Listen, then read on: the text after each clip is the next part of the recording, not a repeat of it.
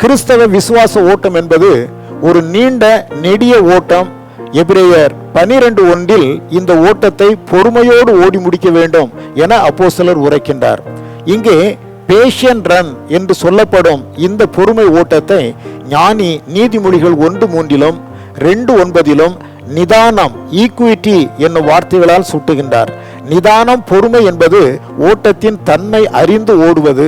ஓட்டப்பந்தயத்தில் பலவிதமான ஓட்டங்கள் உண்டு.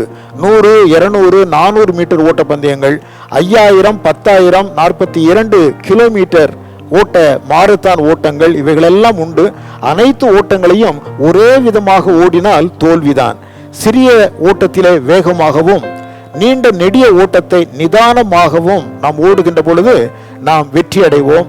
நம்முடைய கிறிஸ்தவ விசுவாச வாழ்வின் ஓட்டத்திலும் துரிதமாக செயல்படுகிற வேலைகள் உண்டு, அமைதியாக நிதானமாக செயல்படுகிற வேலைகளும் உண்டு. எனவே விசுவாச வாழ்வில் துவக்கமும் முடிவுமாகிய ஆண்டவர் இயேசு கிறிஸ்துவின் பாதம் அமர்ந்து அவருடைய ஆலோசனைகளின்படி நம்முடைய ஓட்டத்தை ஓடுவோமேயானால் நிச்சயமாய் வெற்றி பெறுவோம்.